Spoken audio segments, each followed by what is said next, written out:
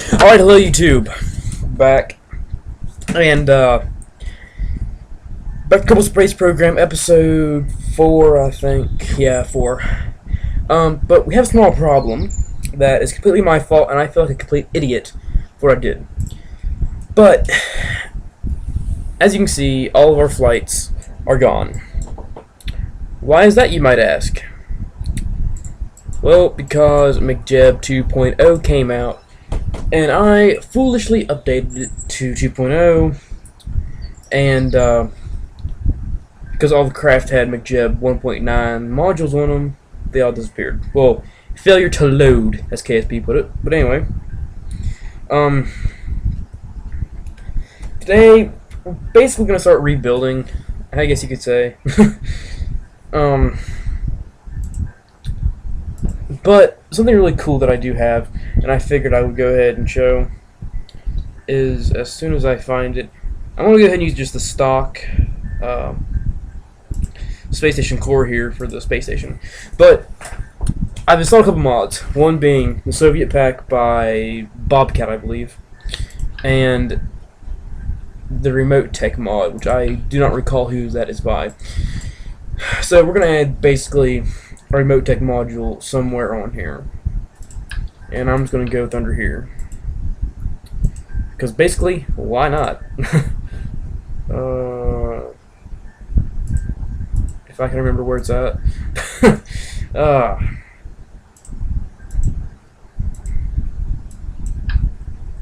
So this right here basically just allows us to control the station if there are no people here in the lander can, which is really useful, and also helps us make it's more realistic. I mean, it's harder to do unmanned probes to other planets and stuff, but I like it a lot better just because it's a lot more realistic. But what I like best, probably, here's the Proton first stage. It's stuff like this. We got the second stage. We got Soyuz on here as well. There's the first stage booster, second stage, third right there. The Soyuz, the Proton, and the I'm not sure how to say it. I'm guessing Energia, but it's the rockets that launch the Buran up into orbit. Which one here it handles amazingly well. Oh, speaking of that, another mod that I have installed is the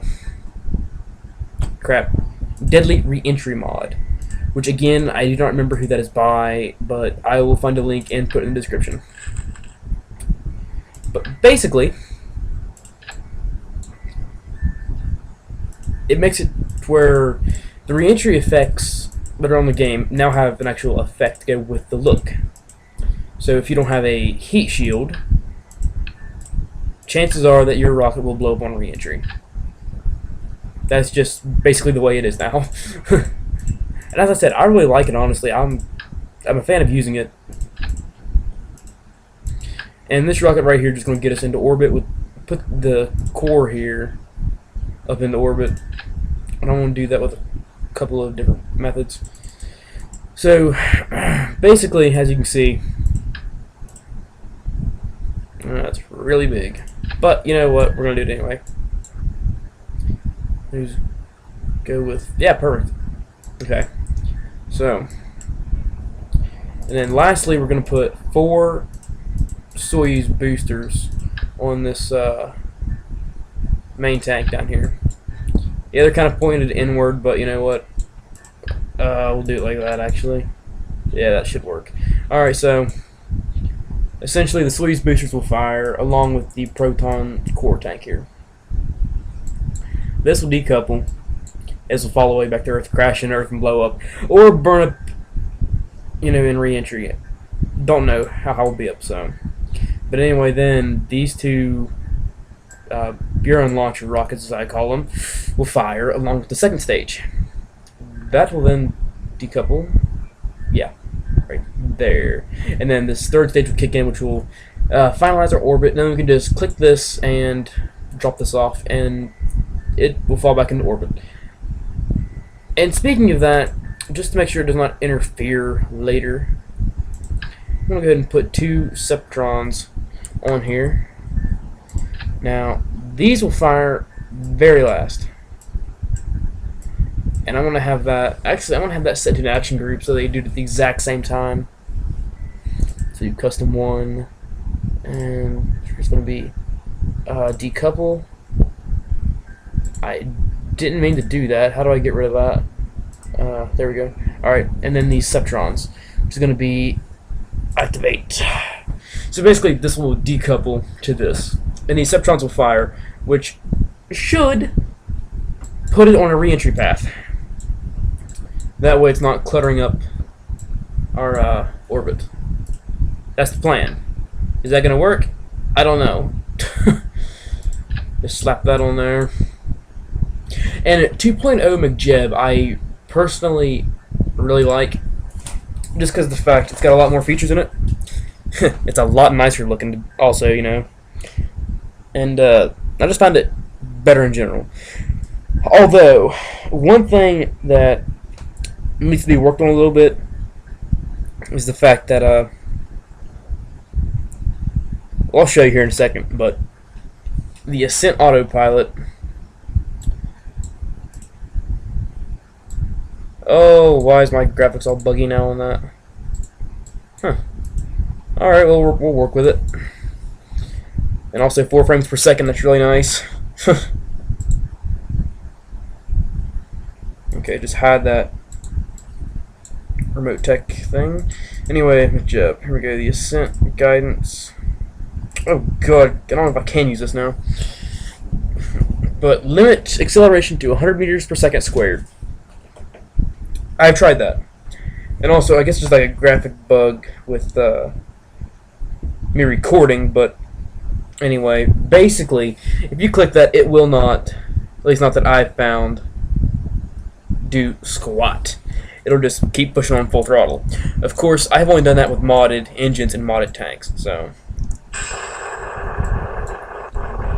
And that didn't go to plan.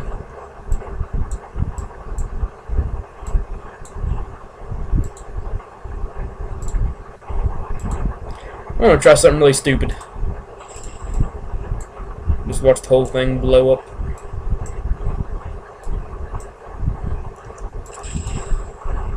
There we go.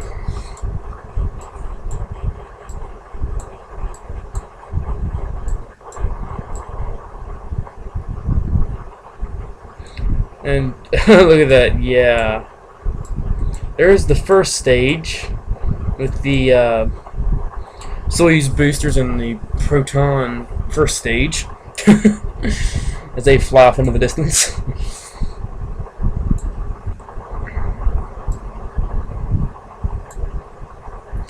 But one thing I like about the remote tech control here, this right here, and I forgot a satellite. I mean, I've got an antenna on this. I'll add that in a second module. But anyway, basically, it allows also, along with just the satellite core, which is what that little blue thing is, the blue disc is. There's an orange one, and the orange one you can attach like a space station, for example, which is what I have here essentially. And as long as there are 6 Kerbals in the space station, it will act as a command center, like the launch pad here. So remote tech basically works along the lines of, if you have a satellite that is, if you got a rocket that is unmanned, you need a way of telling it what to do. And to do that, you gotta have either Kerbals on it or a remote signal back to the command center. Which, as I said earlier, that's a lot more realism, but it also makes it a little bit more difficult because you gotta have satellites and all that. But anyway, what I can do to this space station is add a couple satellites to it and add a command center disk thing on it. And with that on there, and I have, if I had 3 Kerbals anywhere on it, in any part of it, it would essentially function as a command center. And I could issue any type of command to any probes that are within range of the satellite dishes. So it's pretty cool. I mean, it works pretty well. I have a test world where I set it up, and like I said, it functions the way it should. So.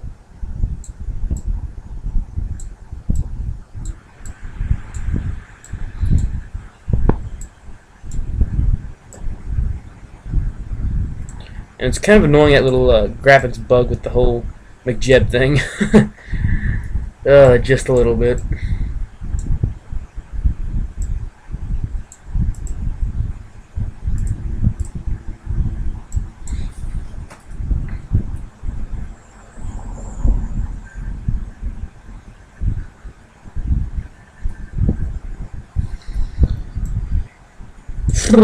So we just gotta wait.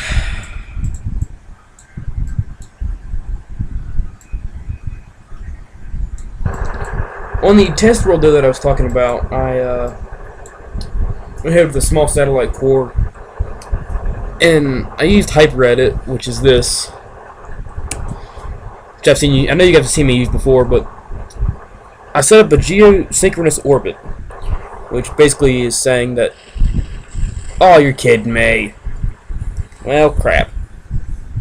Basically, it's saying that it'll stay in the same place over the exact same spot on Earth. The velocity has to be 1,008.4 meters per second, and the altitude is like 2,868,000,000 meters, I believe. Something like that. I don't remember the exact number, but basically that's what I did. And I got some very large satellites on it. So its range is incredibly large. Which also, as I'm sure you can imagine, is incredibly helpful.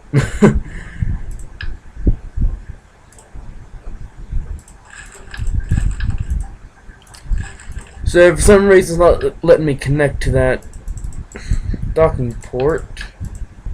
It's going to be a butthole about it. So you know what? We'll just go over here and attach a decoupler onto that. Just like that. Propulsion. I'm going to try just the Soyuz. In all honesty, I'm not sure if it's going to have enough lift to get us there. But hey, we'll try. And thinking about it while I'm here, I'm going to go ahead and change a little something up on this space station before I forget. So let's see, I need the certain Soyuz decoupler. And I always have a hard time remembering which decoupler to use, so. No, it's not it. Third stage decoupler, that's it. Just stick that on right there. And I don't know about y'all, but. And yeah, I just went real country there for a minute. But anyway, I don't know about you guys, but I love the colors of the Soyuz. Just how the white and orange and all that mix in perfectly, if you ask me. Actually, I'm going to go ahead and add those T38 decouplers.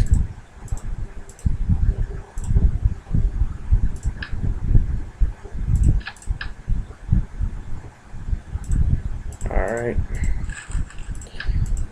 Go with the hydraulic detachment manifolds. Those big ones.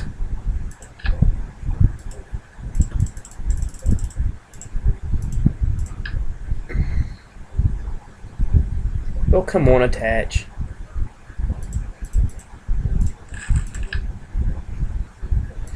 This right here is like the only annoying part that I hate about this pack. Alright, so let's see. Those will fire. They'll pop off. Second stage fires. That pops off. Third stage kicks in. And then lastly, that one will come off. Alright, so as I said, I really don't know if it's going to be enough force launch, but and I'm going to switch this out real quick. I'll show you that the command disk I was telling you about. It's right here, the remote command MK2. So now if there's just 3 Kerbals stationed here, which sadly the lander can only have 2, but if I attach another part to the docking port on it, I can have 3. And therefore, I could control any remote probe in its range of satellites once I add satellites to it. Or, yes, no, antennas. Or satellite dishes. Something along the transmitting and receiving type stuff. That'd be a simple way to put it.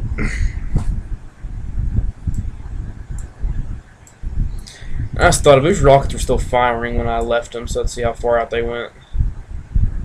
Oh, that one ain't returning anytime soon.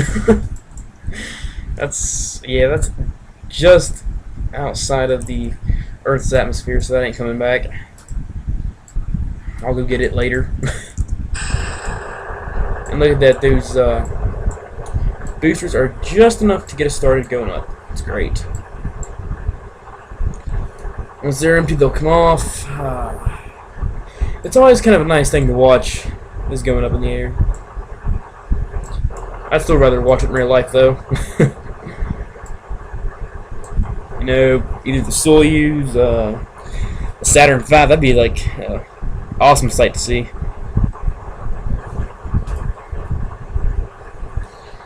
So I'm just gonna stand back and watch this go up.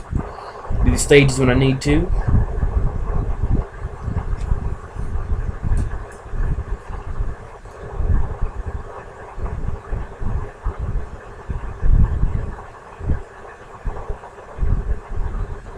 Yeah, I'm gonna go into the McJeb thread though and report the bug of when you're recording with Fraps that the menu kind of goes all buggy.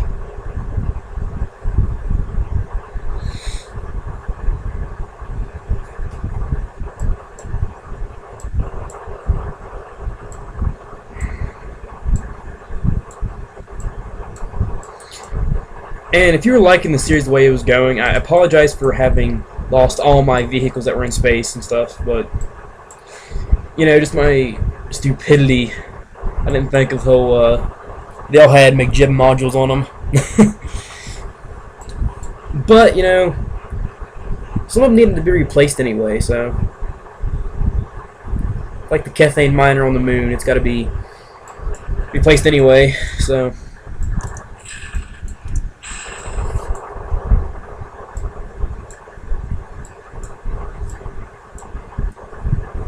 alright, so we're losing speed, and this is at full throttle.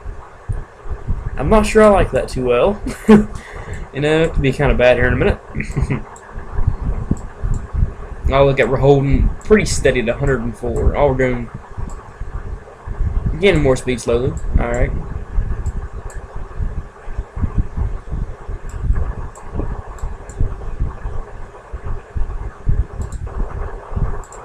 So, did anybody watch the Soyuz TMA capsule return to Earth with Roman Romanico, Chris Hadfield, and Tom? I forget the other guy's name. Tom something, I think.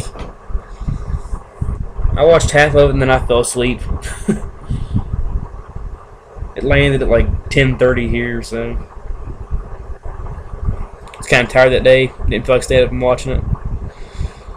Figured it'd be all over YouTube, which it was, so I went ahead and watched it on there.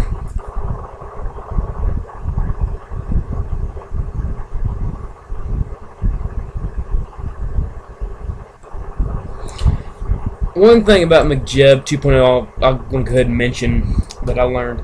It's got a docking autopilot now. A spaceplane guidance, which helps you land on the runway. It's got some pretty sweet stuff on here. The docking autopilot, it works sometimes, but sometimes it doesn't. I mean, I find it kind of the point that I have McJeb to do docking, but also have ORDA, which is Orbital Rendezvous Docking Assistance, I believe. But anyway, both of them have one small flaw in them. To be able to do anything with them and actually make them dock, basically you need so many RCS thrusters burning so much fuel that it's almost impossible to lift and move that much with those thrusters and with the main engine and stuff. That's the only thing I do not like about it. Anymore, I personally just use ORDA to hold my attitude where I'm lined up to the docking port, and then I'll move in myself. So I kind of, you know, suck at docking, as I've mentioned before, I do believe, so let's go ahead and check our altitude. 43,000 meters. And just to give you an idea, the geosynchronous orbit is like out to here. It's pretty big. Well, for example, the moon's 11,000 meters out, 11 million meters out, so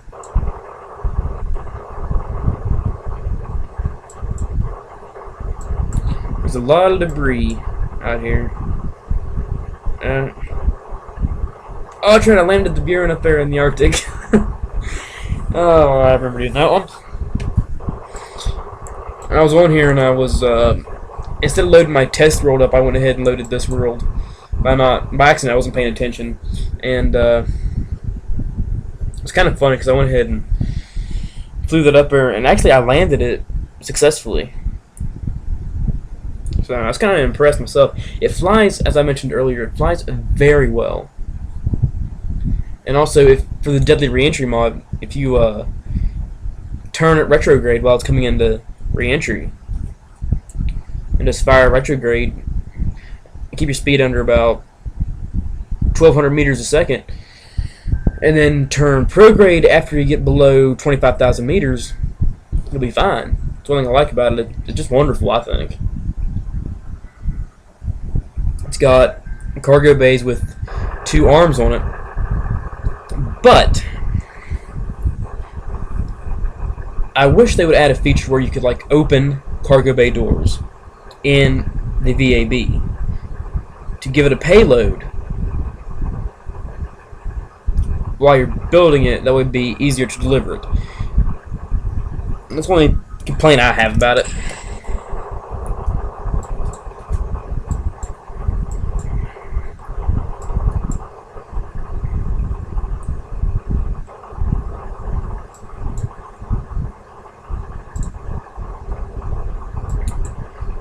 And we're almost into our orbit. Let's see, our apoapse is 74.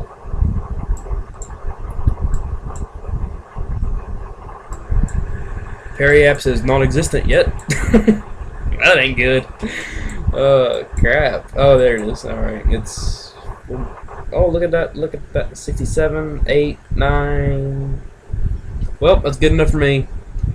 We won't be slowed down in the atmosphere, so I'll take it.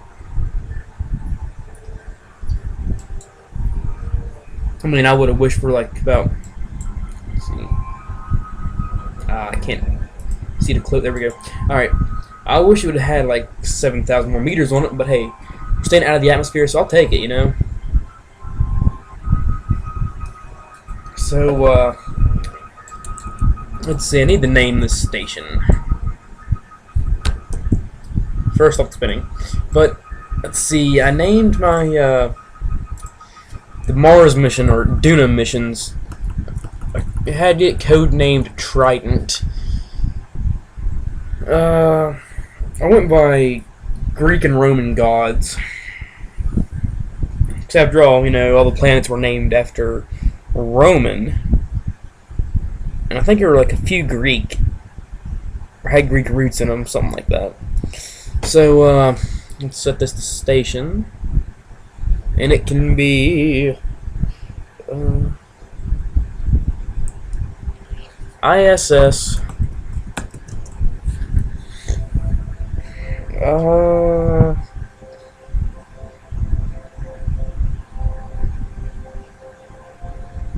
let's go with Zeus.